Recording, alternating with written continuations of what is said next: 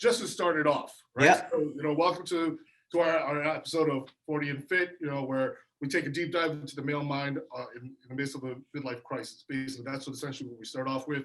I'm John Baruch. I always say the bus driver of this boat, even though it's not a boat, it's a bus driver, whatever. We have Dave and we have Mike, and behind the scenes we have Phil, aka Cliff. You haven't seen him yet. Cliff is very interested in what you have to say because he's going through nutrition stuff right now. So he wanted to really hear about this stuff. He'll probably poke his head in a few times. He'll come in and out. Cliff is not 40 years old. Cliff is only 25. So he follows us around like a little puppy dog, which is perfectly fine. He's a large puppy. He's a large puppy dog. Large puppy. He's interested in fitness and nutrition, and he's just trying to make his way in the industry as well. All of us have been doing this for about 20 plus years. Mm-hmm. So we have our own systems. Yeah, systems and our own opinions about everything and how it works. So the first question I usually ask everyone that goes through this, at this time in your age, do you have children, first of all? I sure do. 2 boys, 15 and 17. Okay, cool. I have 4 kids, right? I got 2 girls and 2 boys from 10 all the way up to 14, turning 15. So I'm going through a lot of crazy stuff. You're still in the trenches. Oh yeah, and for a while, from what I understand, my daughter goes to the number 4 school in the entire country, Bergen Academies, and she's too smart for herself, and she's turning 15. So I'm like, oh man, yeah, it's a little stressful. She's way too smart for herself. So congrats on that, man. That's great. Yeah, it's great for her. She just shows off a little too much, but that's all it is. But in the position that we're in as fathers, right? These guys aren't fathers. In the last couple of wait, are you? You didn't tell us that you were. No. See? No. I let you have my kids. That was a perfect setup for not that he knows of. Yes. That's a good one. Yes, exactly. Have you yourself ever questioned certain things going through what we call the midlife crisis? Or do you feel like you've gone through that? Have you ever felt in the last 10, 15 years, or maybe the last 4 or 5 years, some sort of neglect or felt weird about seeing things from 20 years ago? Because that's what started it for me, just reminiscing back, and I felt a little depressed. And so people started telling me that I should get my numbers tested, and just see where that's coming from. Have you ever felt that? Let me ask you that. Are you talking about from sort of like the physiological, like functional capacity standpoint? Or are you talking more about like just sort of psychological and emotional stuff? So for me, it was psychological and emotional. And I always wondered if it was because of the physiological stuff. Got it. I'm asking right there. Okay, I'm going to be 50 in January. And I've been pretty healthy my whole life. Like I've been pretty physically healthy my whole life, mentally healthy. I grew up in a good family. The family was, very supportive, loving, intact. But I would say that within the last decade or so is when I ran into an issue with alcohol use disorder, I'd say. So just drinking too much and getting into that habit. And I ended up quitting abruptly on August 25th of 2018. So I'm almost 3 years now, not a drop of alcohol. And I would say that my main crisis in adult life, and it happened in, almost late middle age, like 2018, that would have been my major crisis and turning point, and just sort of the culmination of developing a really bad habit that was really destructive for me personally. So yeah, I'm one of those dudes who had to stop drinking cold. Wow. What changed that you realized that you had to stop cold? Or how did you stop cold when most people need to wean off or go through some sort of therapy? How was it for you? How did that happen for you? What happened? Let's just say it was it was a combination of a career catastrophe combined with putting my marriage in jeopardy, like a combo of that. And there's a lot of shame and a lot of just guilt and regret wrapped up in the events that took place. And so I basically knew that it wasn't a question of, okay, how am I going to moderate this bad habit of mine? I just went full in and just said, you know what? Why don't we just cut this thing out of my routine, period, and done. And my kids were, they were old enough to be influenced by the experience, certainly old enough to be stressed out, traumatized by the experience. And but at the same time, they're still at the stage where they're impressionable enough to see how somebody can take a horrible mistake and do everything they can and more to do their best to fix it and learn and move on. So yeah, it in a nutshell, that's what happened. It wasn't the typical way that people quit drinking, I happen to be a public figure, at the top tier of my field. And when those kinds of things happen, it's major. You can't hide from it, and you can't sweep it under the rug, and you can't just sort of shrug it off and wait for it to go away. I had to make some major changes. So yeah, that's how I quit. And thankfully, I've been able to maintain that abstinence, and and life has been a whole lot better in every department, like from my health, mental health, physical health, relationship health, professional status, everything is much better for me personally to have cut that habit out, because I was headed in a really bad direction. Could have been much worse. Are you the type of person that is able to cut things off black and white, or is that why did you ponder having to try and wean off as opposed to just cold turkey? Was it one of those decisions? Were you able to just be like, yo, I'm just gonna turn it off? Bro, I just literally turned it off, man. You literally just did. I just said, I made the decision. Okay, that's it. I'm gonna cut the probability down to 0 of any of this happening again. So it meant that much to me, because I put everything in jeopardy. I basically put my life and the life of those around me in jeopardy. So that was out. No more cool drink in the hand. No more, James Bond vibe type of thing. No, none of that stuff. Now it's oatmeal and whey protein and blueberries I get so excited over, and waking up not feeling like crap. So Right yeah. before we had our first Instagram live, I guess that's almost like a year and a half ago, you called me to talk about this. Mm-hmm. And you just basically he asked if I had heard what happened. I said I did. We discussed it for a little while. And I was like, I'm certainly not anyone to judge you, because one, we all screw up. We all do stuff that we're not proud of and wish we could take back. But I remember I hadn't heard about it when I found all the social media, like your stuff and Jenna's, and everything that you guys posted, and she would post about your marriage and the kids. Everything looked very supportive and looked very healthy. So I was like, well, it doesn't matter what actually happened, because clearly they're cruising in the right direction. So was their understanding, and obviously the fact that you guys are a family, did that play into, I guess, I don't want to say it was easy to do, but did that make it easier to cope with, like, I'm just transitioning out of this? It did, actually. I mean, having this support of the family and having the forgiveness of the family was huge, and I think it made a tremendous difference. And I just pretty much was fortunate that the turn of events was not enough to make me lose my marriage and everything I care about most. So yeah, man, definitely. It was definitely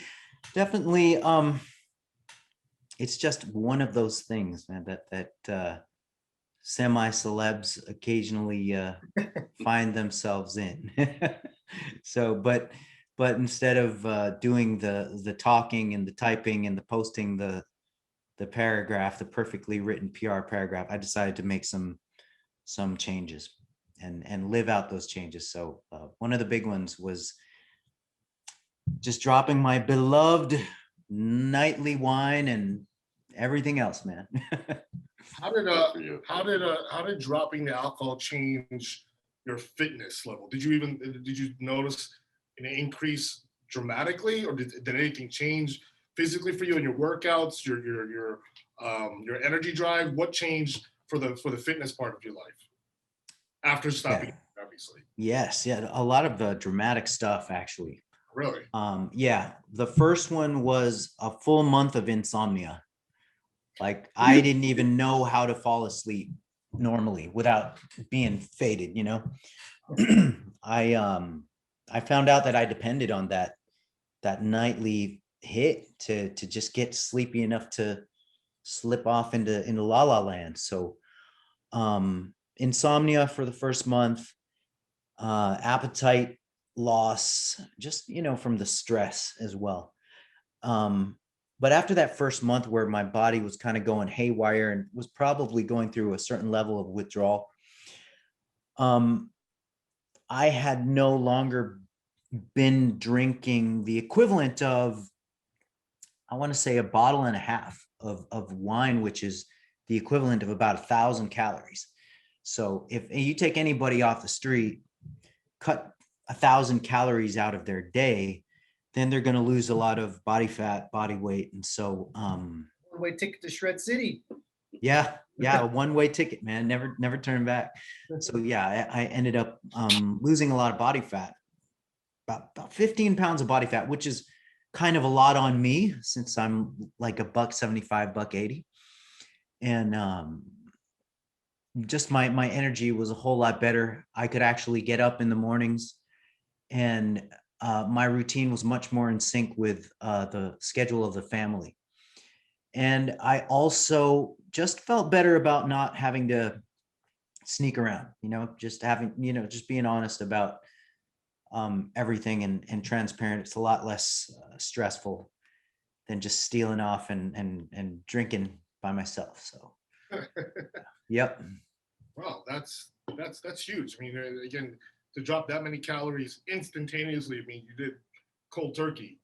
Yeah, man. Yeah, because along with the 1,000 calories or so of whether it be wine, beer, or whatever, comes the munchies afterwards, and as they say in the research community, disinhibition,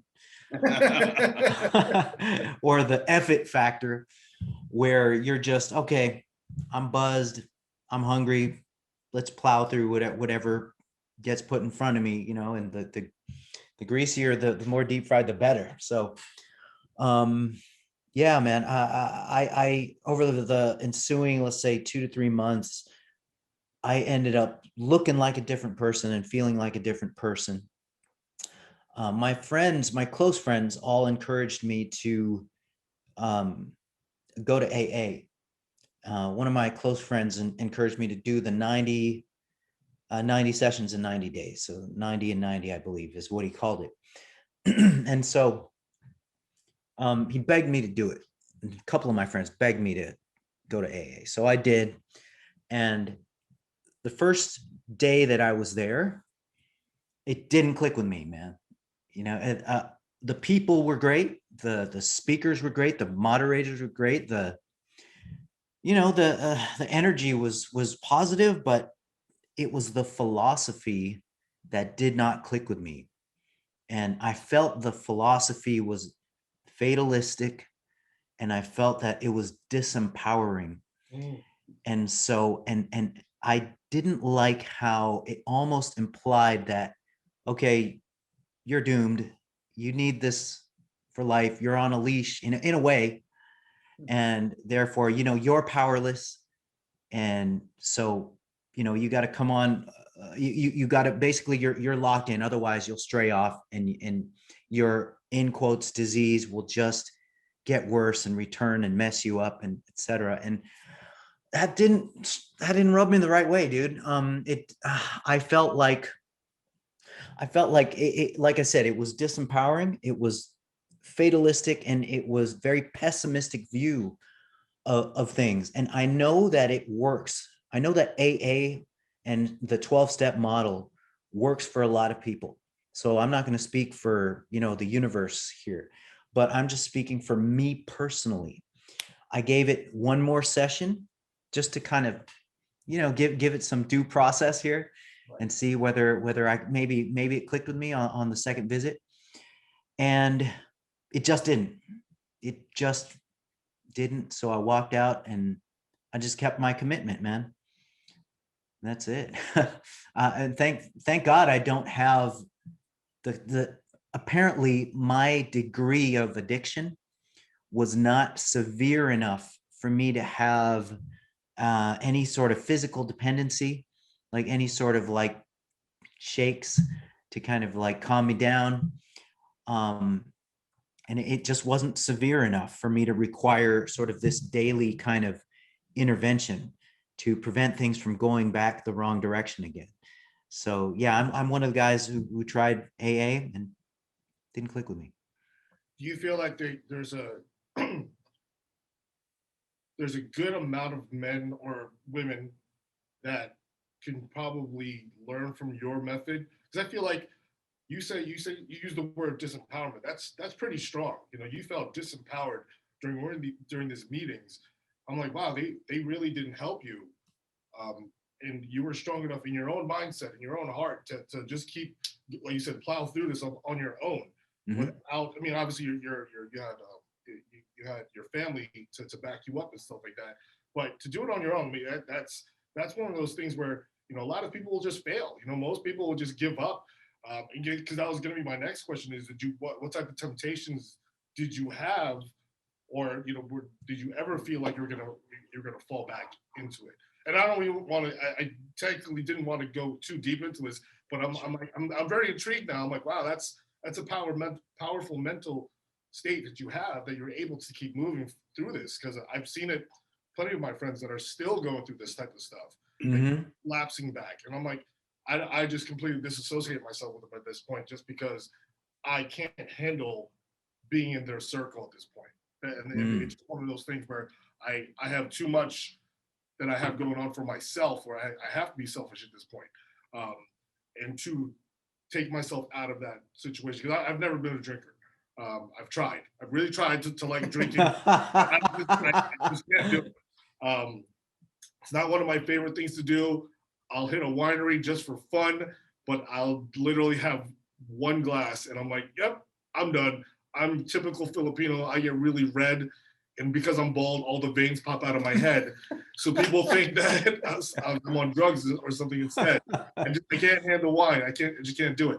But the question is, did you feel like you were gonna fall back? And what did you have to go through? What did you have to do to like get past that point? Man, it's just a lot of honestly, I was scared straight, man. I thought I was gonna lose everything. That'll do it.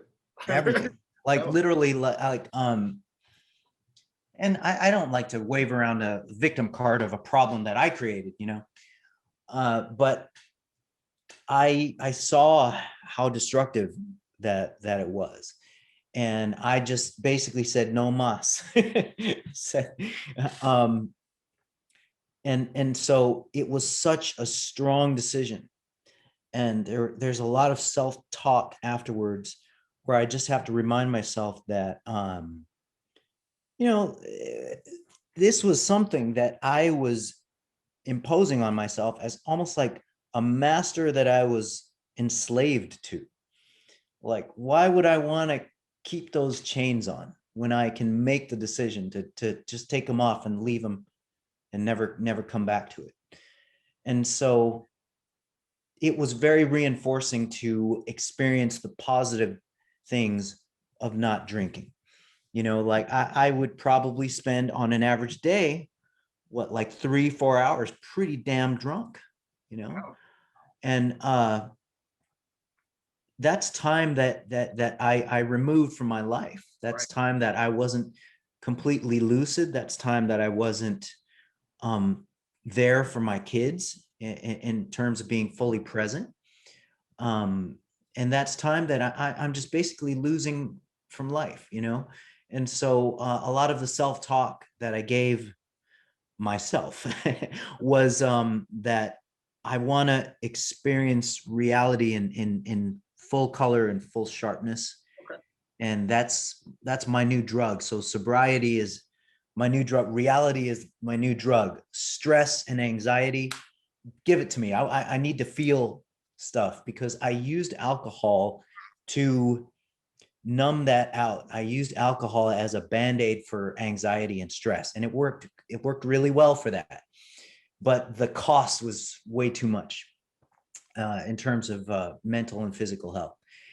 And a few months after I quit, I did a seminar in the Dominican Republic with a couple of friends, with Scott Stevenson and Paul Carter. And we were literally out in the freaking middle of nowhere at this nice steak house in the Dominican Republic. I forgot the name. And they ordered this awesome Brazilian barbecue style stuff. And the red wine came out, and of course, I didn't order any alcoholic drink. I ordered a pina colada. Okay. I ordered in quotes the stereotypical chick drink, right? Right. But not only that, I ordered a virgin pina colada. And so the server was just straight making fun of my order to my face, like not in a mean way, but he was letting me have it, man. He's oh no. And I'm like, bro, bro. So I would have been the guy who would just, just drink those folks under the table and shut the place down. And I was known for that. I was known for being the party dude, center of attention to the party and all that stuff, risk taker. But I just, just seeing that I was in the other end of the world and the wine was flowing around the table, I was able to get my virgin pina colada and still enjoy myself. I'm like, you know what? I can do this. I can 100% do this. And I just kept it up. And I found that one of my worries, man, was that I would be negatively affecting my social life. And I thought that I was going to bring the amount of fun that I could have down a few notches. I thought I had this idea in my mind that I was less funny, less fun to be around, less charming, and I could have less fun if I cut the alcohol. I thought I was like surrendering my fun card, but that wasn't true at all. And when I found out that that wasn't true, that I could still have a great time, I could still laugh, but the bonus is that you make a good impression on everybody. You remember everything the day after. And that had a lot of positive reinforcement for me to just continue. All of the cool stuff I was missing out on with the drinking, all that buzz, all that kind of that numbness that sort of shut the world out for a minute. It was worth trading that away. So did you feel kind of like reinvested into work after all that? Like you were out with Scott and Paul, you guys did a few seminar dates. You just did the protein book. So are these things that you felt like, hey, I can do more shit now, that I feel better, and like almost like maybe a second chance type of thing? Dude, definitely. Absolutely, man. Because I came to find out that I didn't have the skill of properly dealing with stress and anxiety.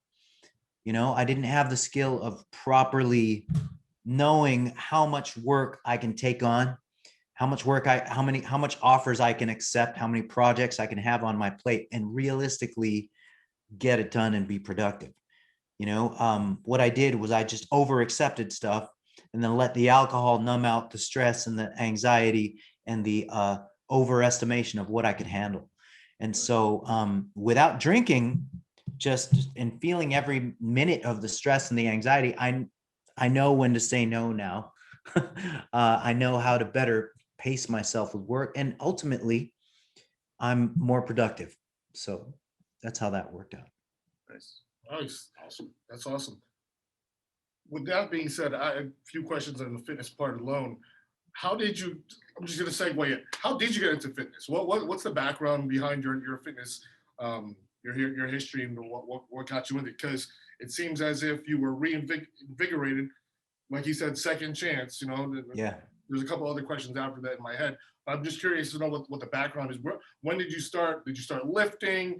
Did you start? You know, at what age did you start doing all this stuff? What got you going in this industry? Because we've been doing this 24 years, 24 years ourselves. So, you know, love to know what your background is on this one. Yeah, it's almost pretty typical. You know, my dad was into being buff, and so he gave my brother and I a set of dumbbells and one of the the plastic Weeder, you know, no weeder ones. yeah, man, yeah. It all started with that, and it just kind of continued from there. You know, you see the pro bodybuilders on the cover of Flex magazine, and you just go, wow, I want to be that. And so you just kind of get bitten by the bug. A lot of it's a vanity thing too. A lot of it is just through adolescence, not wanting to be skinny, wanting to get noticed. And so it's almost just sort of a really typical thing that got me into the physique culture. And so when I found out that there was a major nutritional element to all this, then that's what kind of got my ideas going on what I could end up studying in school and making a career out of. My original goal was to be a personal trainer. And just, by a couple different twists of fate, I ended up being a nutrition researcher. So I'm now a citation or a footnote at the bottom of college students' term papers. So that's what I ended up being. And that is incredibly badass. Thank you. That really is. Thank you. You're like the guy setting the rules. That's phenomenal. Right. You're like Trying the to. notes in the Bible. That's what really, that's what you are right there. John 3:16. That's typically what it is. Uh, What age did you start doing that? You just started off with just the physical aspect of just literally trying to bench press in the garage, or were you an athlete growing up also? No, just interested in trying to look a little better than average, just trying to put a quarter inch on the arms here and there. And then of course, as you get older, you're trying to take a couple inches off the waist here and there. And so I gravitated a lot towards moderation. I'm going to be, like I said, I'm going to be 50 in a few months. And I don't like the idea of looking back on my 40s, 30s, 20s and going, wow, I was so much more fit. I like the idea of just kind of maintaining, and being as fit as I've ever been going into my 50th. So I find moderation kind of a cool thing, kind of a cool challenge. You feel like you're the fittest you've been? Yes, definitely. For sure. Yeah. My drinking career, man, it was a good decade. So some of the prime years of my life of having that opportunity to really sharpen up and refine my physique and all that, I spent it just, over drinking and overeating. That combo, but being in the fitness industry, I also trained as well. So that kind of helped keep things under control. But for sure, I had this kind of like average guy sort of appeal. And I've been running with the average guy thing for a really long time. So who knows, maybe over the next couple of years, I'll start trying to look like David Kalari. All these dreams and hopes, it's never going to happen for any of us. How does this happen? I don't know how this happens. That's the next show, the David Kalari show. So how did you get so deep into nutrition? Like what attracted you to that stuff? I basically, when you're at a crossroads with what you want to do with your life career-wise, my crossroads was, do I want to go into exercise science or do I want to go in nutrition? Because those are the two things that you can make a fitness career out of, you know, as far as personal training goes. And anybody can decide what they want to do with respect to that decision, and get a personal training certification in the meantime and start working already. And so I was already working as a personal trainer when I was making this decision, and I saw that the nutrition side was more appealing to me. It just seemed kind of cool to know a lot about nutrition, you know, to know about protein, carbs, fats, vitamins, minerals, and all of that crap. And it's hard to say exactly what attracted me to the nutrition side of things. But my ex-girlfriend at the time, I went to her for some advices. And so so it turns out she gave me some good advices. And so I said, look, I have this option to go into to major in exercise science, or in dietetics, it's called. And she's like, why don't you major in dietetics? Because you can already work as a trainer. So now you can be the personal trainer who has a nutrition degree, and that will give you a leg up in the as far as the competition goes, market competition. And I said, hey, that sounds good. And so that's what I did. And here we are. So in regards to that, right? So we all have our opinions about, you know, trainers these days, and we've been doing this for over 2 decades. And we all have come to a consensus that any boob can become a certified personal trainer these days, right? Certifications are handed out left and right at this point. They really are. Like, we don't look for the major certifications, at least over here, we're not, you know, it's not a big search. Everyone says, oh, I want NASM. I'm like, why NASM? Like, right? No one can ever answer that question as to why they want that certification. Like, Yeah. do you even know the differences between the top 5 that are in the industry? Do you even know the top 5 in the industry, right? What are the differences? Now, being that was the industry 15, 20 years ago, right? Because I think we all agree that it was very different. Even in NASM as it was, the OPT model was very different compared to what it is now. It's very different. I have the VHS tapes of the OPT model. Like, that's how far back I go. I'm like, man, I don't even have a VHS player anymore.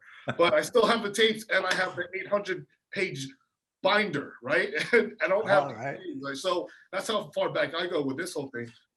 And how do you see the industry and the personal training now in comparison? Because I feel like a lot of these guys are like, they're lazy, right? A lot of them want things handed to them, you know, whatever just this generation is going to be called at this point, millennials, stupid, useless, whatever we want to call it. Lazy, because I feel like it's a huge thing. Because you're gonna get canceled. You We're very free speaking at this point. I'm that person that I'm good with it. Like, you can say whatever you want. I just feel that the industry has gotten soft. I mean, do you agree, or do you feel like how do you see this industry? Is it as thriving as it used to be? Because we were talking about numbers just before we got on, me and Dave, on how much, you know, what certain gyms should be making in personal training, right? And technically, nutrition-wise, we're still not supposed to be speaking on nutrition in the gyms because we're not dietitians, right? But everyone asks those questions. How many calories should I be taking in? How many carbs how many, you know, calories in, calories out? That's how it works, technically speaking, right? You know, how much milk should I be drinking? Should I drink whey? All this other fun stuff. How do you feel that the industry has evolved? Do you think it's just as strong as it was back in the day? Is it weaker? Your opinion? Is it evolving or devolving? Evolving a word. Yes, I made it a word. Fine. Hashtag devolved. Go. I think it's just it is evolving. It's not necessarily getting better. It's interesting, John, you bring up the old NASM, like the old OPT. And I actually got my NASM cert. Do you remember what year you got your NASM cert? I think it was 2000 or 2001. Okay. So that's way back. That's So I got my NASM 99. cert. It was 99. 99. It was before Y2K. Okay. Dude, you got your NASM cert like the minute they got the OPT model. They Right, literally yes. just started it. I'm trying to remember the name of the head of NASM at that time. Oh, I don't remember. Bobby Capuccio was there. He went through stuff with me, and that's the only name I can remember. Yeah, it was a physical therapist, and it wasn't Tom Purvis. So I got my NASM cert like a few years before you, like maybe 3 years before you, and they hadn't rolled out the OPT yet, and so they were under a gentleman named Tom Purvis, I remember and Purvis. Tom Purvis branched out. He split off from NASM in I think maybe the early 2000s, late 90s, early 2000s. And he established what he calls the resistance training specialist course, or the RTS course. And so I got my NASM cert under Tom Purvis, and it was totally different than the OPT model. The OPT model, they just really revamped everything. They had a new guy at the helm. It was hard. I mean, it was very detailed in the programming, even the testing in itself. I remember I was like, we had to fit the whole entire program in it, and it was like 62 minutes. Like you have to count for your rest time, your breathing time. I was like, wow, this is pretty detailed. Like, I don't know how much we're ever going to really use this, but we all got into it, the different phases we had to go through. And I was just like, this is insane. I felt like I was a doctor. I was like, I should have been a doctor at that point. So, it was a kind of a magical time in the early 2000s and the late 90s when the fitness field was really taking off. Right. I think that, as far as certifications and all that stuff, I'm not sure how far we've come as far as personal training certification goes, because they're concentrating a lot more on programming modalities and preventing the clients from getting bored, rather than some of the basics, the exercise biomechanics. Right.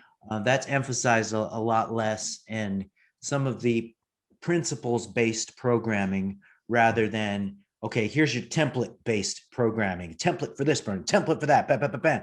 It's almost like I would like to see a more principle-based model that really gets people to become, in a way, experts in exercise biomechanics. I thought that was the cool thing about the early certifications.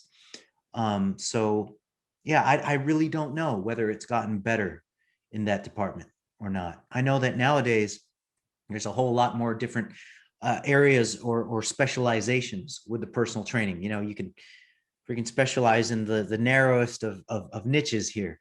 And so that might be a cool thing, the specialization boom.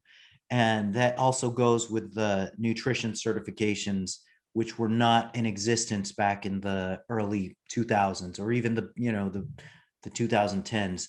But the advent of things like precision nutrition, Mac Nutrition Uni, and then some of the other stuff out there. You've got the Sports Oracle, which does the IOC.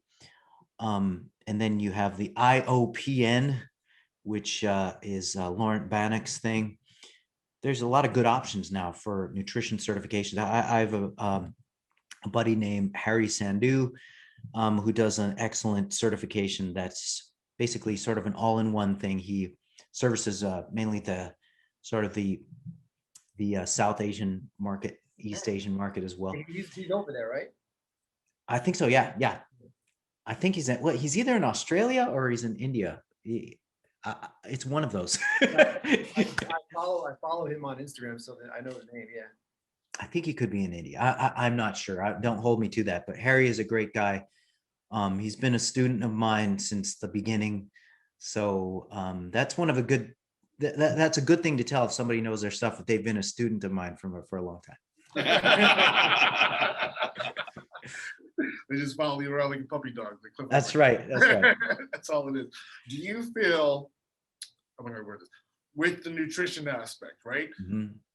again, we've said it before, we're not technically supposed to be speaking, or where a lot of owners or managers, they don't want the trainer speaking on nutrition because you're not dietitians, right? And stuff like that, RDAs.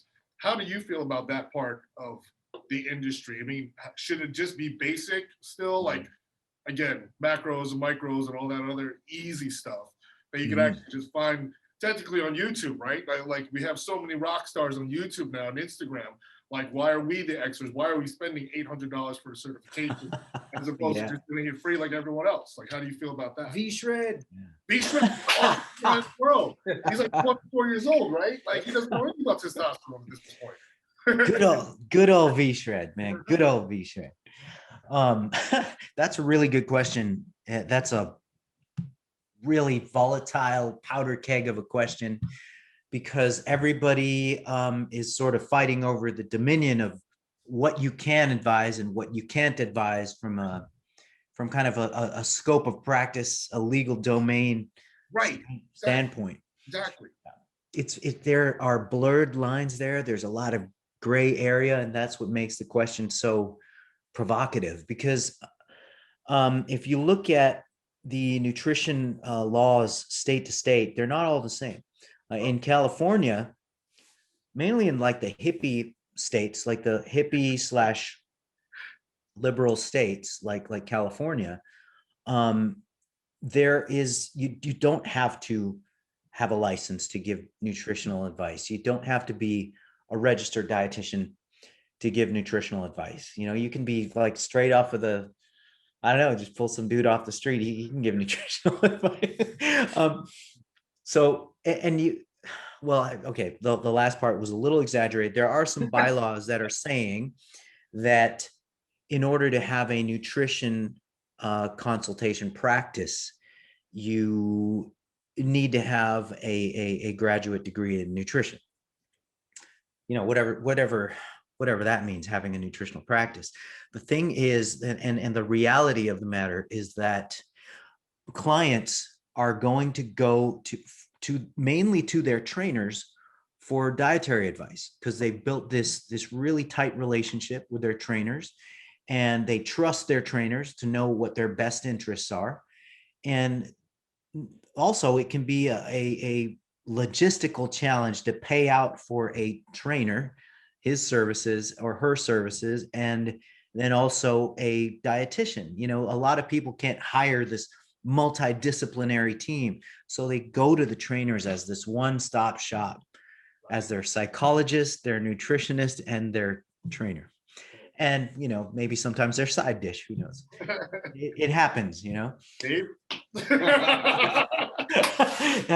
Dave will speak on that in a minute. It'll be live tomorrow. Don't worry, everyone watch it. But here's where I see the line. I see the line like this. The minute you start dishing out clinical nutrition advice, and of course there's gray area there. Everybody wants to call obesity a disease. The minute somebody's like 5 pounds overweight, oh, that's a disease for the doctors. Let's get some medication for that. You know, I'm not really down with that. But the minute you start trying to improve, let's say, somebody's blood lipids or their glucose control, or their, you know, you start delving into trying to influence hormonal profile, and or trying to start treating a range of diseases that are way far out of the scope of just trying to either put muscle on somebody or get off some excess body fat. I think that trainers and nutritionists, in quotes, and people who are just like nutrition coaches, I think we have a big enough job improving people's body composition and athletic performance to the point that we don't need to step into the clinical realm, where we can indeed mess things up without specialized training degrees and licenses and all that stuff. So I don't agree with the idea that you need to be a registered dietitian to have an idea of how many calories somebody needs. You know, I disagree with the idea that you need to be a registered dietitian to be able to tell someone approximately how much protein they need, to eat in a day, you know? What's crazy to me is I've come across a couple of RDs who have never heard of you, never heard of Lane. I'm like, where do you, what? How are you, at the trying to stay at the top of your game if you don't know guys who are steering the ship on where the industry is going? And that's crazy to me. It is really crazy, but it also makes me appreciate. Done is like shifted the paradigm of certain modalities that we've done that have been held sacred for so long, like the fasted cardio and all this other stuff and protein timing. And it's like, where do you think this stuff is coming from, people? Well, yeah, we do get lost in the shuffle, man. And that's why I have accepted my fate as a footnote. I'm a professional footnote, but it makes me appreciate the registered dietitians, the RDs in the field who are big fans of the work of my colleagues and I. It makes me really appreciate them because they're really on it, man. And we're kind of in the dark, shadowy corners of the internet. And for these folks to know about us means they know a hell of a lot in general. So when you were putting together the NASM cert, were you given guidelines in terms of like how in depth and how detailed you could make it based on like, okay. Yeah. I was the lead subject matter expert. I put together the entire framework of it, the entire outline, the material, the research material, picked all the subject matter experts of the team who I felt could do a better job than I could with various topics, and ended up creating a quite the bang up certification. Let me ask you this, because I don't know the answer to this. This is a random question. What would you say the differences are between all these certifications, nutrition certifications at this point? Is there something significantly different between all the certifications? I don't know, actually. I've never gone through it, I'll be honest with you. Well, I gotta say the NASM nutrition coach cert has my DNA through the process of setting up the diet in terms of it's kind of like the order of how to set up the elements of the diet. So there's not going to be a lot of certifications out there with that framework. Okay. Now I didn't see the certification all the way to the end when they put the finishing touches on it. So I can't really necessarily speak towards that. But honestly, man, I've talked to ISSA guys who've done the ISA nutrition coach thing, and they've got John Berardi's DNA in there, and John Berardi references me all the time. The precision nutrition certification has graphics made out of my nutrient timing framework, and they reference me straight up all the time. My research review is referenced in the precision nutrition textbook. And so, by the way, fellas. So you know what, man, that tells me that when anybody, and this is going to sound hilarious, but when anybody references my colleagues in my work, it's good. Right. It's a good thing. So I would say, you know what, man, they're all good. All the top ones are good because they're all defaulting towards the research base. Right. And so with my colleagues and I having done a lot of the modern work in the area and really sort of molded the practice guidelines for like just something as basic as protein requirements, for example. Not a whole lot of difference, man, from one cert to another in terms of those recommendations. So I would assume that maybe there's differences in customer service level. Maybe there's differences or at the organizational level, how smooth they run their ships. But most of the top level certifications, like Mac Nutrition Uni, Martin McDonald, I have a picture of him sitting in my audience as a student in my seminar in the UK. So That's cool. They're- Mark they're- McDonald, yeah, that's a- they're all coming from scientific roots. So I can't say a bad thing about each of them and necessarily say that you're going to lose by getting one cert over the other. But I will add this though, being a sports nutritionist in that you work with the needs of athletes, the needs of competitive athletes, these strong certifications in that are going to be sort of the specializations that are provided by Sports Oracle and the IOPN. And then the rest of the nutrition certs focus a bit more on the needs of the general public, soccer dads, soccer moms, those type of things. So Well, I have precision. right. I did Lane's Clean Health. I'd like to do Mac Nutrition, but a lot of what I learned comes from reading like Alan's review and just keeping up on stuff on my own. I feel like the certs are really great frameworks, but you have a lot of stuff to do on your own to really like be good at this. Agreed. No, I agree. That's what I do as well. It's, you learned your baseline at school and through your certifications, but ultimately you have to carry it out to that next level where it becomes, real world and reflexive for both yourself and your clients. Yeah. So I agree with that. Totally. Yeah, no, that's a huge point. Like just trying to understand where the levels. Again, everyone wants big name brands. It's like clothing, right? You're wearing Gucci, you must be the best, but not necessarily made in the best, sweat shops of the world. But it's one of those things where people ask us. Like you said, we are people's therapists. Like we're not just trainers. We are people's, side pieces, therapists, whatever we want. Everyone's Trophies. Exactly. Eye candy, whatever we say, right, Dave? Eye candy. So that's what. So they're constantly asking questions, right? And then you have the new generation that's coming in. You have V-Shred, who swears by their own research, right? That they have it down packed. And I'm just like, I think it takes more than just.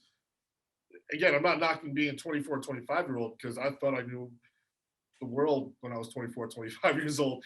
Clearly, 20 years later, I know nothing, right? In my opinion, I'm just like, I literally can say that the world has to get more experience, right? I think it's the experience part, which is what we always say about training. You have to have the experience, right? It's not just about the certification.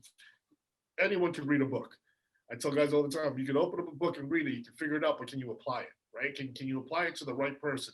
Can you transfer this knowledge that you just spent $800 to $1,200 to this person that can't even open up their own cell phone, right? It's one of those things where we have to, like, I'm always curious as to what guys on your level, and I don't want to say look down upon like the little guys or like these up and coming ones, because again, people are constantly asking us what we have to do. And I'm like, not that I'm scared to say anything about it. I just don't even want to talk about it just because I feel like it's so different. Clearly it's different for everyone, right? Nutrition is not cookie cutter. We all know that between ourselves that it takes totally different nutrition. I mean, being Filipino, everyone's like, man, you should love a lot of fish because you're from the Philippines. I'm like, dude, I'm so allergic to all seafood. It's not even funny, right? Oh, ouch. Yeah, man, I can't do it. I just can't do it. But everyone's like, how? How is that possible? I'm like, because that's just the way I am. Like, I don't know what to tell you. I was born like this. It sucks. I get it. But it's, again, the way this industry has come. Everyone knows I'm very opinionated about this industry and how, I'll say it, they're lazy. This industry, this new up and coming group, they want everything handed to them, right? And again, you can go online and just get the certificate, not even certification, you get all this information and they feel that they can apply anything to anyone, right? And it's like, okay, we'll use V-Shred. It's like, how is that knowledge? He just happens to have a lot of likes, right? But he has enough where he could do something with his platform. But he doesn't have the right information, or does he? Again, like who am I to say? I don't know. I don't have the same body type as he does. I've never tried his programming and stuff like that. But I'm just saying, like, that's one of those things where you know, we're always looking for, I don't say the right knowledge, but like the knowledge that affects us individually, right? How do we apply this to ourselves? And I think it's a big thing that this game, it's become a game in my opinion, of where we're going. And again, I think I'm so old school now that I like the grind 10 times better than what they do now. I'm used to being the floor trainer, walk the floor, go say Mhm. hi to everyone, become the mayor of the gym. Um, Read as many books as you possibly can rather than watch as many YouTube channels, even though that's all we do. We're on our phones all the time. There's still more knowledge on the phones than we have. You know, we're not, you know, encyclopedias are dead, even though I still have a whole set, you know, all 64 of them. Um, it's just weird how this industry has evolved. I think that you bring a good point about, you know, how can we sort of navigate our way through these diverse options for certifications and stuff. And I had mentioned that the IOPN and Sports Oracle, which is the IOC's arm certifying arm for nutrition, are good specializations for sports nutrition when you work with athletes. And I forgot to mention the ISSN. So the International Society of Sports Nutrition is also one of the best options that we've got if you want to specialize working with athletes. And the cool thing about the ISSN, if you plug in to them, then they've got a great community, where, like, if you are a newbie and you're experiencing a difficult client case, then you can just, you know, go into that public community and post up your question, and a bunch of vets will pop in within minutes and give you a bunch of great answers. So I think that the one good thing about the internet is that we've got these big Facebook groups and these big online communities with vets, and especially, like, I'm using the ISSN as an example because they not only have their community, and they not only have their excellent certification for sports nutrition, but they also have academic roots. So they've got their Journal of the International Society of Sports Medicine, or JISN, as we lovingly call it. And the people from the top to the bottom are really great. They're really great people, from Joey Antonio, Doug Kalman, the two co-founders. Those are really accessible guys. You can just, you know, pop on and talk to them. And Eric Bustilio is a great guy. He's co-vice pres, I believe. Trisha Dusseldorf. Just really great people, man. And it's, a lot of the times it is about what certification body has the best and most supportive community. And the ISSN really stands out in my mind as far as that goes. But like each month, so every month when you do the research review, you always have a new crop of guys. So what do you look for when you're choosing people to contribute to the newsletter? Like, what about them is like, you know what, I like what he's about, I like what she's about, I need them to contribute. What's really interesting, Dave, is they come to me, they approach me, and by the grace of God, 90% of the prospective contributing authors who've approached me have been lucid, articulate, good writers, well-educated, and just good thinkers. I have rarely taken a look at somebody's profile and just wasn't able to make heads or tails of where they're coming from. And like, I think people respect the publication enough to know that, okay, you have to bring some game to the table to even kind of tap me on the shoulder and say, hey, I'd like to contribute to AARR. So honestly, man, the answer is as easy as I've just kind of been lucky with some real brilliant people just saying, hey, I'd like to write for AARR. Yeah, because we had I think it was like our second episode, which we didn't have, the audio got lost, but Jabian, Mr. Cogfit, he came here to see us. I asked him. I asked him. It was one of the rare thingies. I asked him because I like him as a person. I like him a lot as a person. He's just a good-hearted dude, man. You know, some people like if you could see people's halos as they walk around, you know, if you could just see he's got a, you know, he's got a bright halo. Um, and he's a good thinker too. I like how he's very skeptical. Yes. He's almost like pain in the ass level of skeptical. But that's a good thing, you know, as far as science goes. So You were mentioning that there's a lot of sports or athletic nutrition, right? Bathroom break. He's gonna go pee. Anyway, This is a weekly occurrence. in the this is what podcast. happens. When it This comes is to, actually his time. all good. uh, athletic nutrition, right? You know how they always say, well, not they, but a lot of people say train your clients, even the general pop, like athletes. What?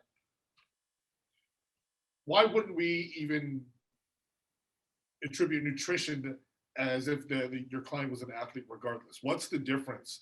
Like, I'm wondering that myself at this very moment. Like, what is it that's very focused instead of general population? That's the difference at that point. Yeah, another good question, dude. With general population, there's a bigger emphasis on personal preference when you're programming carbohydrate and fat allotment. You know, it's much more flexible. You know, if somebody wants to go full bore keto from here till the sunset, and they don't necessarily have any particular performance demands in sports that have high intensity work output, then great, we'll keto you to death. But for athletes, it's a sort of a different game because you have to take into consider the sport and the energy systems involved and the energy demands. And a lot of times you can't just be as flexible, for example, with their carbohydrate and their fat proportion with that. So yeah, that's one of the things with athletes. It's a big difference. So I do in the past, I haven't been doing lately. I do a lot of pro MMA fighters, right? And I've come across, clearly we've all heard of the Dolce diet, and I've come across Mike Dolce before. I have no problem with him. I got this program from him. It was a three-week shred, right? And he was given out to general population. And I was like, I'm allergic to half the stuff that's in this. I was like, how does this help me? And he was going into the nutrition aspect. I was like, but what if I can't eat this? Like, what do you do? And it was weird because I just got cut off. Like he stopped answering me. So I was like, okay, never mind. Apparently I'm a little person here. Like no one cares about me. I care about you. Well, you Pete, you don't know what's going on. So like the question is like, where does it go from there with the athletic, the whole thing? And I dealt with wrestlers, like, you know, they're cutting weight. They all feel it's all the same thing with the athletic performance. Like it's weird in that general pop still they want to train like the athlete. They want to be like the athlete.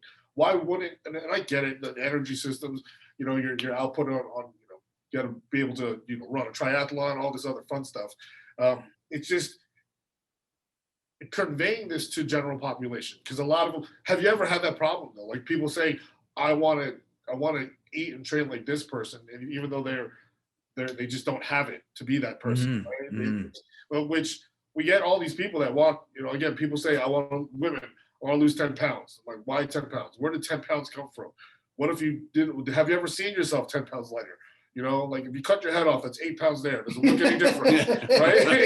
Like, what's the difference? Like, how does it help? You know, and those are the weird things that I know still comes across in this industry, and how to get around that whole thing and explaining nutrition correctly to the general population or the athlete. Like, what's your opinion on that? Like, is it just a fine line? Be like, listen, you're not an athlete, you can't do it, or you're an everyday Joe Schmo. It's just not going to happen for you. Like, do you see it that way? It is a fine line. The certifications that concentrate on athletes give the learner a lot more preparation and case studies to deal with, before they kind of get out there and have to deal with their own clientele.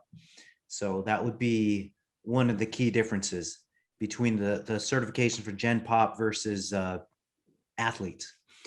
And to your point, man, there is a lot of gray area, and there is a lot of kind of flying by the seat of your pants and connecting the dots, because then you get somebody who comes up to you who wants to do like a bodybuilding show or a physique show or something like Right. that. Yeah. And there's really none of that prep stuff in the certifications.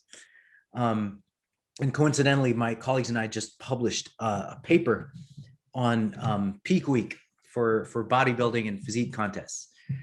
And God, that's such a monster of a paper, man. If you guys ever want to, have trouble falling asleep or something like that, you just crack that paper open, boy, woo.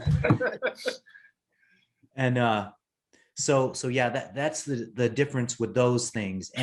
But there is gray area, man. There are principles from every certification that you can apply to a lot of different goals. So somebody can get a certification that's geared towards general pop, and then utilize some of the basic stuff, some of the basic principles towards athletes, and help them do a lot better than they might do on their own. Yeah. A lot of crossover. So when it comes about crossover general population, this is something I was going to ask. What is the difference between an RDA and getting a certification at this point? Like what really is the difference? Because we can go across the street to our local shop, right, and they have registered dietitian to give you free knowledge. She'll even walk through the grocery store picking out food with you and stuff like that. Like what's the difference? Like where do we draw the line as to our certification, or just pointing them in the direction of the doctor or the person with a degree? Because I have a degree in sports medicine. It really means nothing. Like no one's ever asked for my degree. And I'll be honest, I don't even know where my diploma is. I think it's in the old house, which we moved out of like 4, 6 years ago. I don't even know where it is. It could be still in the attic. I don't know. I'll be honest with you. Well, you're Filipino though, so you can get by in life on sheer charm. That's the only way I've been able to do it. That's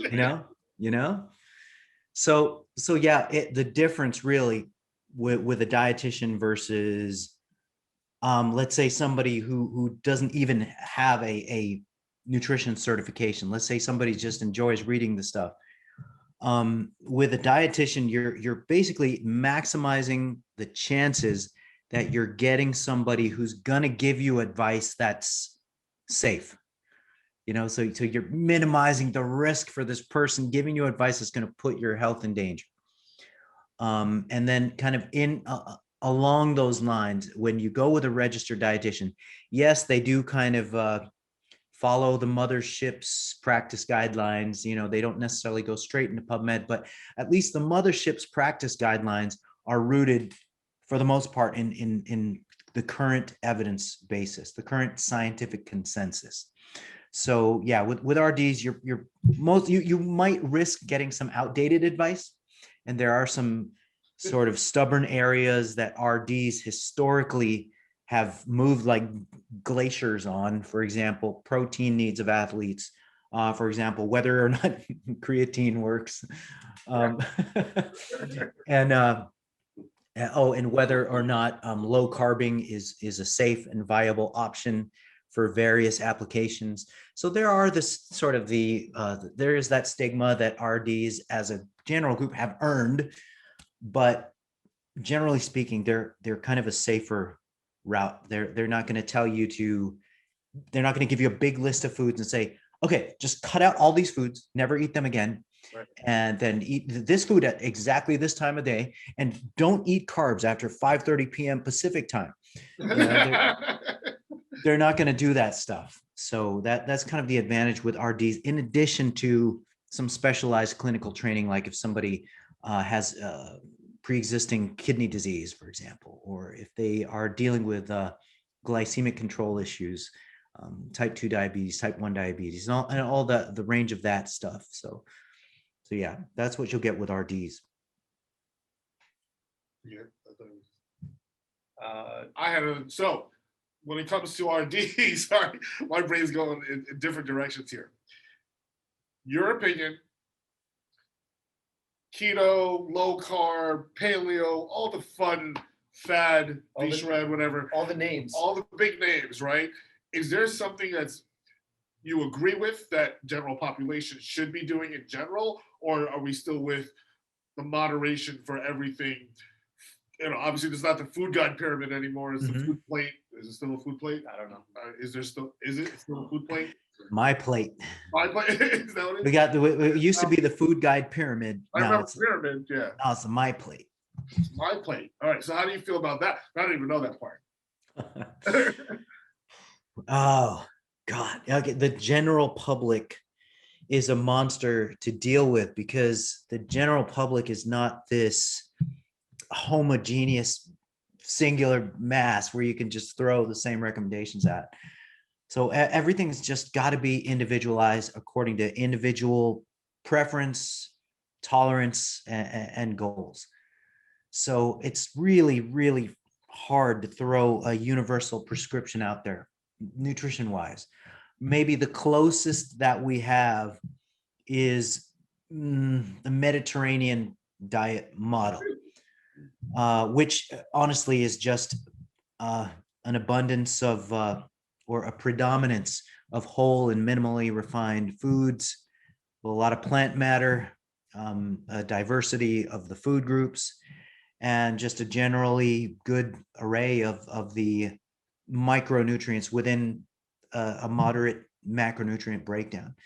And the thing about the Mediterranean diet model, it's not this necessarily this fat phobic model that you would have seen in the 80s and 90s. That was, you know, the fat-free 80s and fat-free 90s, where Right. where you saw snack wells on the shelves and they tasted like you know what. So so yeah, that's man, you got some good questions here. But that's my answer for that one.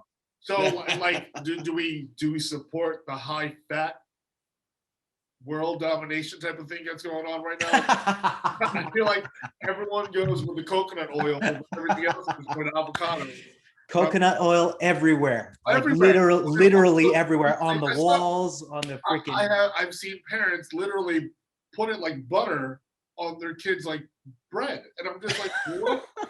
I was wow, like I don't even know how that tastes. That's got to be nasty. That's got to be nasty. I don't know. The kids like it, so I'm just like curious as to how you guys feel about that. As well. The deal with that, man, the deal with that is almost this annoying answer of it's whatever the individual prefers and can stick to in the long term. So one person may prefer going low carb, high fat, because that's just the way they like it. And another individual can prefer going high carb, low fat, because that they prefer that and they can stick to that. Now we can kind of get in the weeds a little bit and say it's possible for the low carb, high fat person to construct an unhealthy diet, an unhealthy keto diet, because his fat sources are crap and his protein sources are crap, etc. And you can also take the high carb, low fat guy who's just slamming down their refined carbohydrates and they got a crap fat source and crappy protein sources as well. So good and bad diets can be constructed from any macronutrient breakdown, any paradigm. But when you're talking strictly about the macronutrient breakdown, whether you're going to go keto or whether you're going to go more like Pritikin-ish or whether you're going to go kind of in the middle, like the zone, it strictly depends on what you prefer and what you can stick to. And that's really all it boils down to, because the human organism is perfectly designed to thrive on a very wide range of diet archetypes, whether it's low fat all the way to high fat. We can handle it all. I like to say we're like dogs as far as what you can throw at us, and we can still eat it and live through it and to live to tell about it. So yeah, it really just doesn't matter at a universal level what the macronutrient breakdown is in terms of carb fat proportion. What is a bit more universal is how much protein you would need at minimum to hang on to lean body mass in various situations. Okay. I'll usually say for most people, we're going to prioritize your protein intake and total calories, and then we'll fill in the rest as we see like how you start progressing with whatever you're trying to do. So you start off with total calories, you say. Total calories, you should be And taking protein. it. Protein, total protein, Oh, adequate minimum protein, protein. Okay. total calories. Figure that stuff out. And then if this is new territory for that person, then you can say how you fill in the rest, carbs or fat, that's up to you. But then you also try to give them some guidelines, like you minimize your refinement of the carbs, make sure your fat sources are varied, it's not all, saturated or whatever, and you kind of go from there. Okay. Yep. Okay. Yep. Cool. That's exactly right. Exactly right. Dave Wow. Kalari show. He's There you not just go. good looking, folks. It's not just the looks. All right. He's just not a side piece. That's all it is. Yeah, don't call him a side piece. He's the primary. It's all good. That's what's going to happen at the point. I'm actually legit. Actually, well, yeah, because so I would love to see some of these courses start to incorporate how to read studies. It's like you see, I know you see it. I think that's kind of how you and I started talking. I think I just left some comments originally on some of your posts where people were like, they were just arguing the point, and it's like they just read the abstract. You didn't read anything else. And I know a lot of people struggle with methodology, populations, what are the subjects, what are the conclusions. They just read the abstract. I don't know. I don't think there's any. I'm sure Martin's course delves into how to read research, but I'm not sure if anyone of the others do. Yeah, that is super duper niche. There is an audience for that, but man, talking uber nerdery here. But it is really important, and even if it could just be thrown out there in podcasts like this. We talk about anybody can memorize the PICO framework. So you're looking at the population, who's being studied, intervention, what's being tested, and the comparator, what's this intervention being compared to? Is it a placebo control or is it another type of intervention? And the outcome, what are those four things? What's going on with this study? What are we looking at here? So evaluating science and research, once you know the fundamentals of that, then you can kind of branch out into the little details of what's a better method for evaluating the data and crap like that. But yeah, it is really important for people to be able to distinguish the applicability of a study that's looking at what's going on in rodents put on X type of diet for whatever the length of time, versus a human study that's basically replicated that model but came up with a different result. You can't go ahead and cite the rodent study anymore, because now we've got this hypothesis generating rodent research, which is important, but it's preclinical. It's called preclinical for a reason. You got the clinical trials in the humans that once you've got that, then you can safely ditch the animal data. And it also comes down to just having an awareness of where we're at in the evidence base on a given topic. And so I agree with you, man. That is a spot in the education of fitness professionals, just sort of learning some of the real basics of how to evaluate research. That they don't have to become statisticians, but you really have to know what you're looking for in terms of population, intervention, comparator, outcome. Because to your point, I think Lane posted it this week about, the whole artificial sweetener thing came up again, and everyone was talking about the microbiome. And it's like, those were either in rats or the in vitro studies, but no one read far enough to see that stuff. And then of course people are like, well, what's the point of doing those studies if they're not applicable to people? It's like, well, you have to identify certain mechanisms first before we can start to look at what do we want to look at next. Mm-hmm. That's where everyone gets super confused, and then there's just a stalemate of like, well, this says this and this says this, and who the fuck is right? Yeah, sometimes, man, it just like at a very basic level, it boils down to asking the question, who was studied? Okay, like what is the profile of these subjects, and how relevant are there characteristics to what I want to know? How relevant are these subjects to me? You know, is it rodents? Is it elderly people? Is it people with a particular disease? Is it athletes? Is it non-athletes? You know, once when you ask that question, then you find a lot of the research being waved around is just not relevant to the questions you're asking.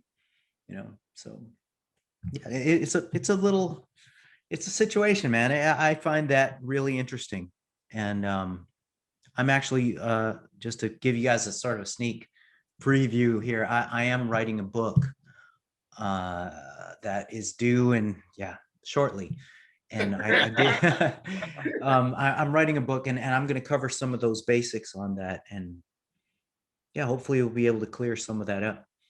Was your protein book like a precursor to be like, hey, I want to do more of this, or that was already planned? That was something that I had been thinking about doing for a while, and it just happened to coincide with me getting approached by a publishing company to write a book. So I've got on the semi down low. I've got a book in the works, and one of the chapters of the book does cover the basics of science.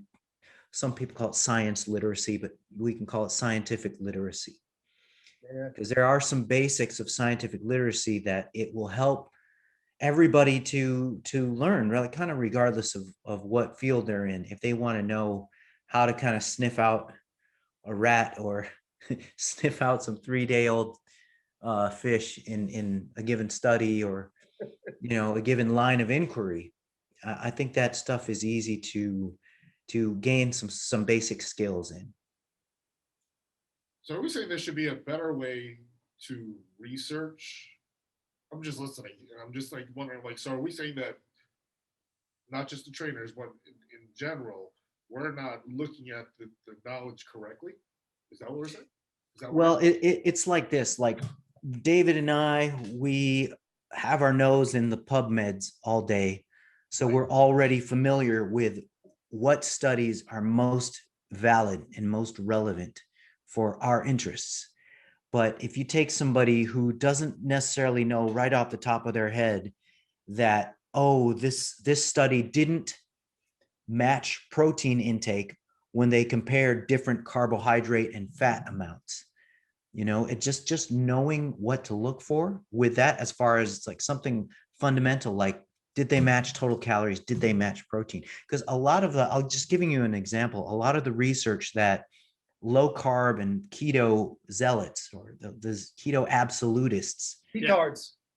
Oh, yeah, there's that. A lot of those folks will point to research that fails to equate protein intake between the groups when you're comparing high carb and low carb. And when you fail to equate protein, you fail to equate satiating capacity, capacity to preserve lean body mass, and thermogenic capacity. And so when you fail to equate those elements, you're really not looking at a fair comparison of the research. And now there are so many, there's just such a consistent succession of trials that match protein and calories with vastly differing carbohydrate and fat amounts, showing just nil for differences in body composition over time. And so just not knowing what to look for in that line of research will kind of leave you in the dark, wondering, gosh, one study says that low carb kicked the low fat study's butt, and one study says the exact opposite. Like, I'm confused. What do I look at? Oh, look at protein. Look at total calories. Then you'll get your answer. Yeah, the problem is you'll get a lot of media outlets that see just the title, and they kind of run with that, and it's just they're missing all of that. Yeah, no, I mean, I've come across just trying to delve deep into this keto world, right? I did do a lot of research. I watched a lot of documentaries. Let's put it that way, right? Everything's and I was like watching. I was like, wow, it's amazing how, and it's weird how they basically made this whole low carb, this low fat thing back in the day, like the biggest thing in the world, and how the carbs were the actual enemy to this. It was just weird. again, you just brought it up. Like I don't remember thinking about how much protein was actually taken in. I didn't even think about that. I just thought they were just battling it out as to which calories are more efficient, right? Is it just a high fat, Dr. Atkins and stuff like that? How huge that came into play 20 years ago. And that was a huge thing. And I'm just now I'm really thinking. I was like, wow, I never thought about the third side to certain things. There's those three sides to the story: yours, theirs, and the truth. So it's like I'm like, oh, okay, that's another way. I feel like we are really uneducated, or we just don't have that. I guess you could say the third eye, the third fresh eye as to what should be there, and no one wants to read that deep into it, and it's hard. It's hard to read that deep into it, especially if you're not that into it. I mean, it's just Right. If you're not, like you said, nerd sticking into this whole thing, it's hard, And so Yeah, it's like people want to be. It's like, just to get me to the moon. You don't have to explain the physics of it, right. type of thing. Yeah. I like using my phone, but I don't give a shit how it works. Yeah. Yeah. Right. Yep. It's like, trying to get, they want instant gratification. And it's really hard to explain these things. That's just another point of view. It's like, oh, wow, I never thought about that point. That sucks now. Now the whole world. Just think about telling somebody, okay, all I want you to eat is fat and protein. Just cut out all the carbs. But all you get to eat whatever protein and whatever fat you want. So it's super simple. It's a no-brainer. But what ends up happening is they typically end up doubling the amount of protein they used to eat because they don't have a whole lot of options. Right. So they end up doubling the protein, and they were likely consuming a suboptimal amount of protein. And with protein being the most satiating macronutrient of the three, then it's hard to disentangle what's really working here. They're doubling their protein, or they're cutting out of the carbs. And so there's different things at work here, So just knowing simple stuff like that. I think that the general public can benefit from that. And certainly trainers in the field who are not necessarily looking to become clinical nutritionists or registered dietitians, they can know some of those basics that go quite a long way. Do we think that nutrition should be a stronger factor in the new CPTs or updated CPTs out there? Like, I feel like there's not enough. There's I was, which one was it? It was like an NFPT or something like that. I was reading it. There's so much. That was actually ACE. I think it was ACE. There was so much on liability, on like what not to do to get sued, instead of the actual. I was like, well, there's so many ways to do this. I was like, why is that such a big factor of the test? Mm-hmm. It's not something you're going to be talking to the client about. Well, you're just not. Like, it's not transferable. Like, just watch your ass. I figured that part out. It's pretty easy. But the actual, getting the client to the results, finding that, that path is very different. And I think that, do we think that we should, someone somewhere out there, Alan, should come up with a way to incorporate this into the new CPTs that are out there? I mean, I feel like that's something that we're coming up with at this point. It seems like it. I don't know. What do you think? Well, the organizations are pretty slick now, so they got their nutrition coaching specialization that you can go ahead and pick up. The specialists in every certification out there, Yeah, they don't. It's less profitable to cram it all into one cert. That's true. So we should make our own. Exactly. So there you go. We'll call it the side piece. The side piece certification. You bet. Oh my God, we just came up with it. The side piece certification. And it's a dope acronym too, like freaking SPC, right? That is dope. Oh, that's perfect.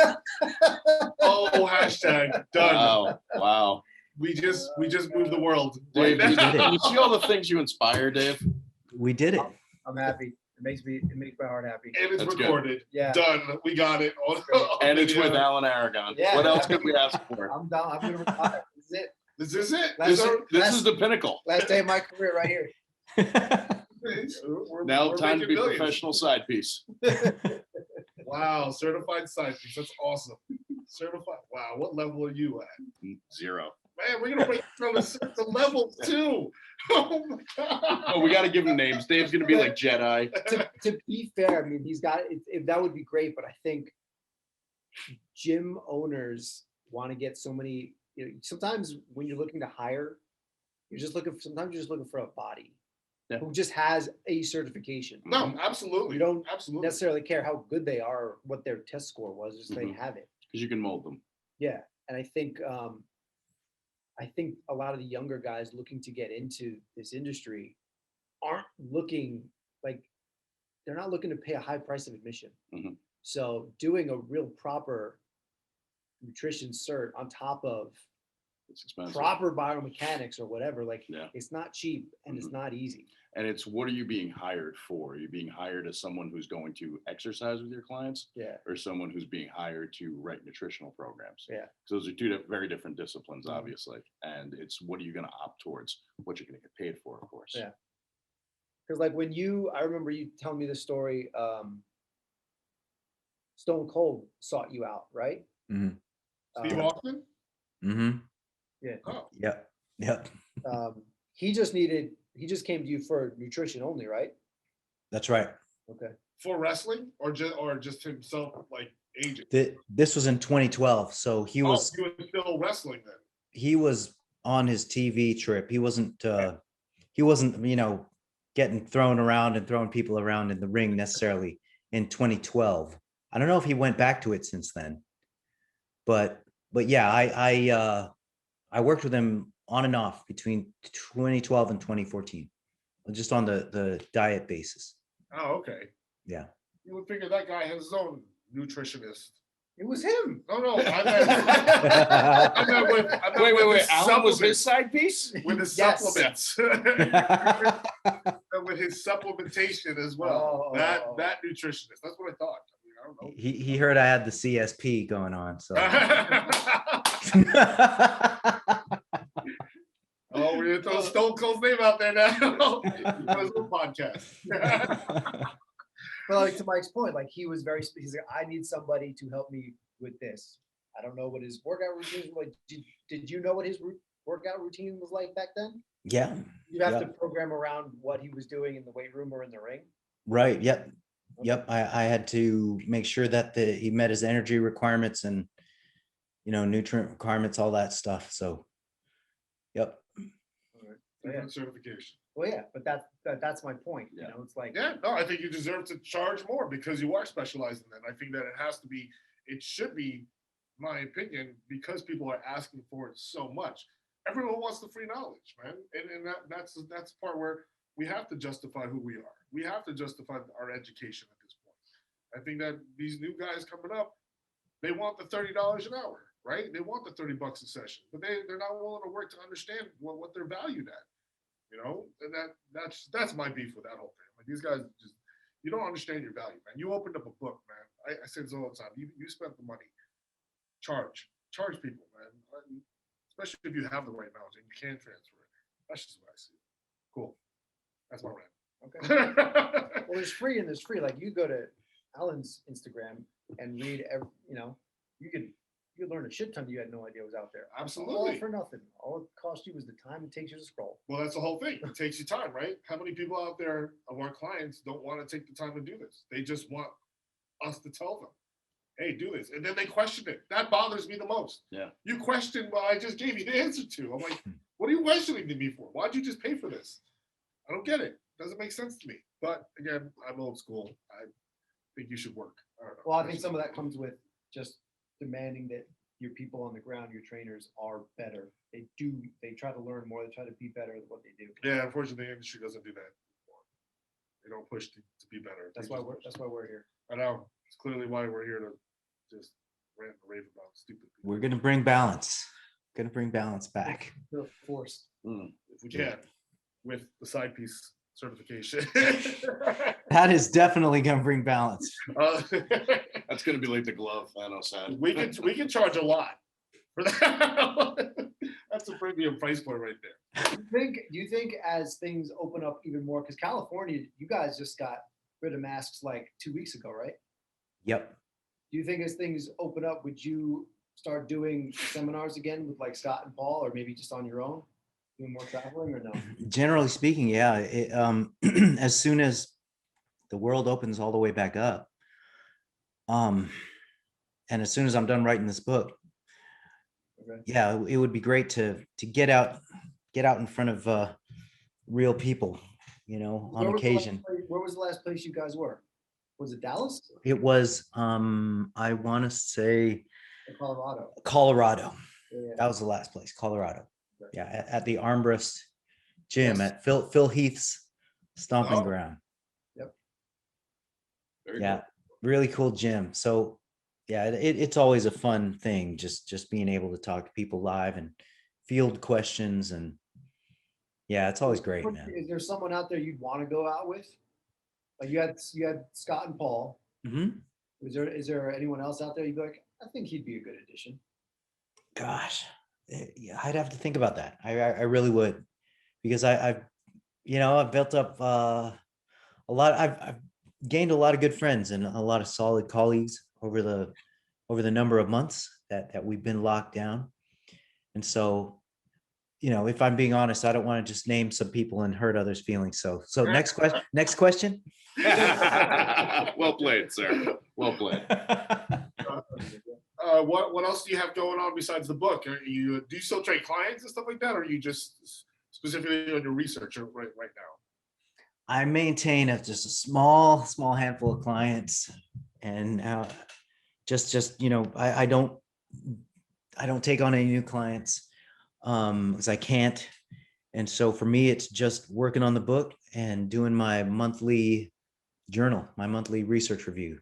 And that's my life. Oh, and trying to balance that with being a good dad and being an okay husband.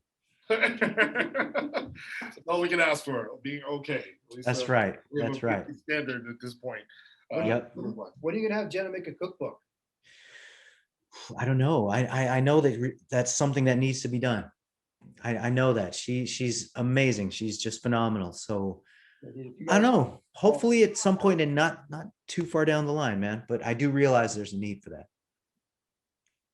Cool beans. Well, Very cool.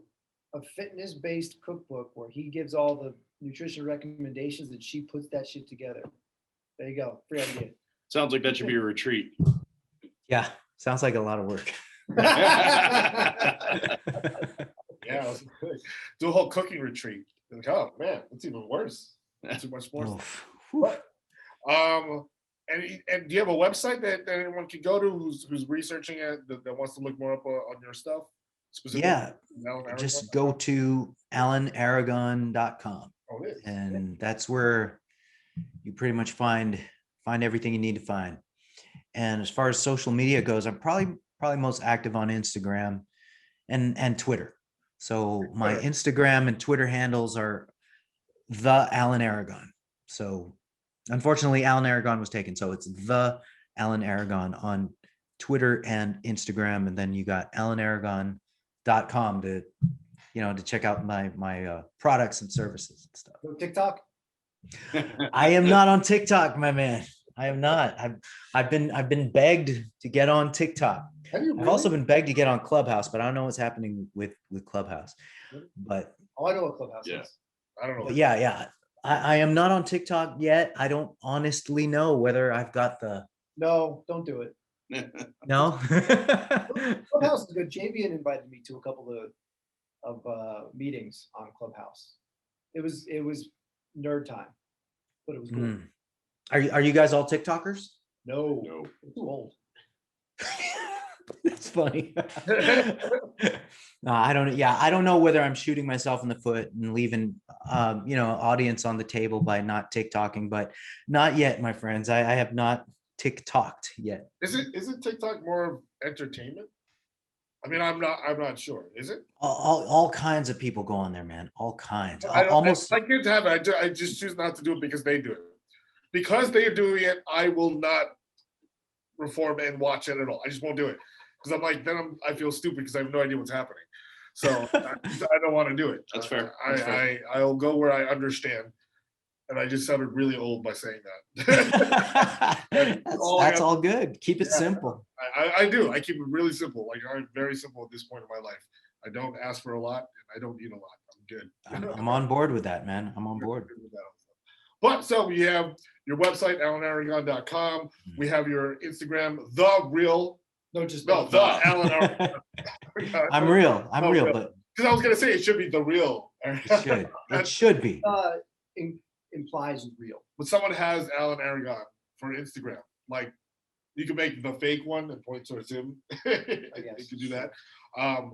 And Twitter, same exact thing, right? Same So you thing. got a Yep. book- You got a book coming out. You still have all your knowledge. Yeah, that's a huge push. We'll definitely shout you out more. And actually, I'd love more direct.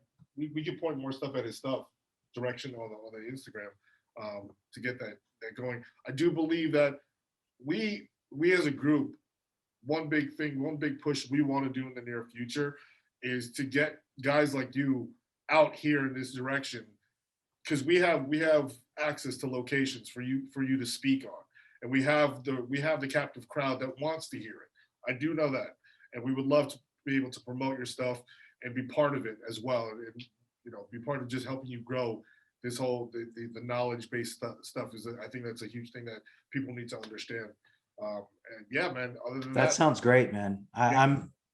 I'm open for anything here. This lockdown stuff's getting me stir crazy. So We were supposed to try to take over Bergen last year, and then this shit happened. yeah. but unfortunately, we can still do it. It's kind of over for us at this point, right? Yeah, we're pretty good. Or is that other strand coming from Atlanta coming over? I don't know. I heard there's another strand. I could be The wrong. Delta. Right, that's what it is, right? It's another alpha coming out The Chuck Norris Delta Force. Ooh, then I'm scared. Well, it is Chuck Norris. But other than that, are we good? I've got no questions left. Alan, well, I just want to thank you for being on this with us. I really appreciate your history, appreciate everything you shared with us from your intimate parts of your the alcohol of the world, and just your knowledge. Huge thing. I think a lot of people will definitely appreciate this one. I know we do as a whole. And on that note, I'd like to say thank you and goodbye. Say goodbye, everyone. Thanks, Alan. Goodbye. Thank you, Alan. Love you, brother. David, John, Mike, appreciate it, guys. Thank you so much. Thank you It's been so a much. pleasure.